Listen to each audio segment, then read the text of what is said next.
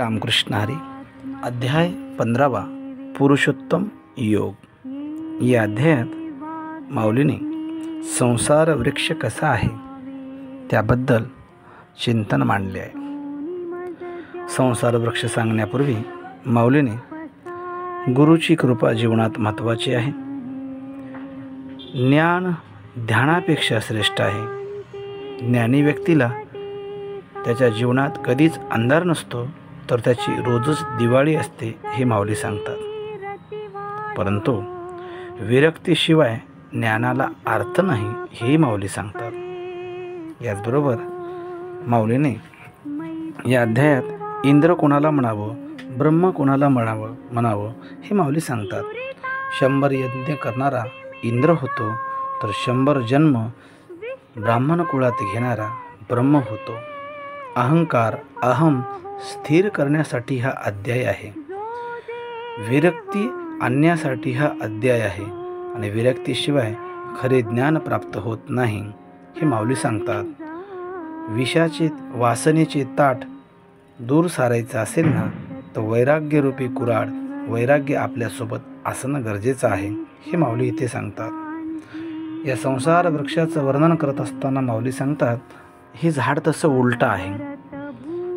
याच्या मुळावरती आहेत आणि याच्या फांद्या खाली आहेत. हे उपराट झाड आहे. याच्या खाली फांद्या आणि वरती मूळ आहेत.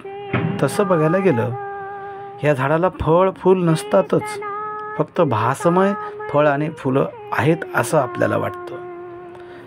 या झाडाचं वर्णन करत असताना माऊली सांगतात, जणू आकाश म्हणजे याचे पाने.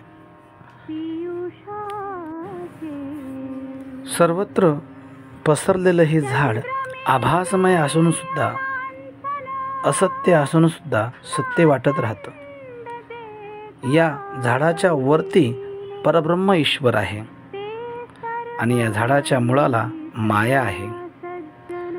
ही माया गाढ अज्ञानात बीजभाव प्रगट करते आणि तेथूनच या झाडाची निर्मिती करते. पंचमहाभूते या झाडाची फळे आहेत. पंचरसे रस ही झाडाची पानं आहेत. हे झाड अविद्येतून अज्ञानातून निर्माण झालेलं झाड खोटं असूनही खरं वाटतं. संसार हा खोटा आहे पण खरा वाटतोय. तद्वत असणारा लटिका व्यवहार सर्व हा संसार माऊली ज्ञानोबाराय हरिपाठात सांगतात किंवा तुकोबाराय सांगतात, आजी बरे झाले माझे मज कळो आले. खोटा ऐसा हा संसार खोटा आहे, पण तो संतांना कळालाय, आम्हाला नाही. आम्ही या खोट्या झाडालाच खरं म्हणतोय. या झाडाला आश्वस्त म्हणतात, पण आश्वस्त म्हणजे पिंपळ, पण इथे त्याचा तसा अर्थ न घेता माऊली सांगतात की सतत पलटत जातं, एका ठिकाणी स्थिर राहत नाही, म्हणून त्याला आश्वस्त म्हटलेलं आहे. ज्याप्रमाणे मेघामधून पाण्याचा वर्षाव होतो, एका क्षणात मेघातलं पाणी पृथ्वीवर येतं आणि नाहीसं होतं. वीज एका क्षणात चमकते, बाजूला होते. तद्वत असणारा हा संसार आहे.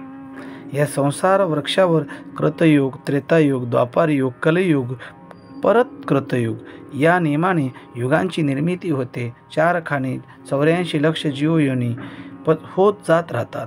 हा नाश पावणारा वृक्ष, परंतु भ्रमामुळे अविनाश वाटतो. जसे कावळ्याला एकच डोळा असतो, पण तो एवढ्या गतीने डोळा फिरवतो की आपल्याला कळतही नाही की त्याला एकच डोळा आहे. किंवा एखादा चक्राकार टेंबा आपण फिरवतो, ती मशाल फिरवतो, त्यावेळेस आपल्याला असं भास होतो की इथे त्या आगीचं पूर्ण वर्तुळ तयार झालंय. किंवा दुसरं उदाहरण माऊली सांगतात की हातामध्ये पाण्याची नळी घेऊ किंवा पाणी आपण सतत नळीच्या द्वारे फिरवत राहिलो, तर ते पाण्याची गती जोपर्यंत थांबत नाही तोपर्यंत ते वर्तुळ तसंच दिसतं. तसंच संसाराचं आहे बरं का. आपण जोपर्यंत स्थिर होत नाही. दुसरं उदाहरण माऊली सांगतात, भवरा जसा गरगर गरगर फिरतो, पण भवरा स्थिर होईपर्यंत तो भवरा आपल्याला खरा की खोटा कळत नाही ना. तसं संसार आहे.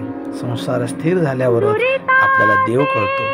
परंतु अविद्येमुळे हा वृक्ष खरा वाटायला लागतो. अज्ञानामुळे या वृक्षाचा अंतच होत नाही. हे वृक्ष सदैव चिरंजीवीच आहे असा भास होतो. तसं बघायला गेलं मुळात हा वृक्षच नाही आहे, हा भ्रम आहे. पण हा भ्रम ज्ञानाच्या तलवारीने आपल्याला तोडता आला पाहिजे. देहांता बाजूला सारून संसार वृक्ष आत्मज्ञानाने तोडावा आणि आपणच आपल्या आत्मस्वरूपाला पाहावं. जसे प्रकाशाने प्रकाशाला, पाण्याने पाण्याला, आकाशाने आकाशाला पाहावं ना, तसं ज्ञानी व्यक्ती मान मोह अभिमान द्वैतबुद्धी सुख दुःख वेगळं होऊन निरपेक्ष बुद्धीने विषय बुद्धीचा नाश करून या संसार वृक्षाला ओळखतात आणि याच्या मुळाशी घाव घालून याला बाजूला करतात. हेच माऊली या अध्यायात सांगतात. रामकृष्ण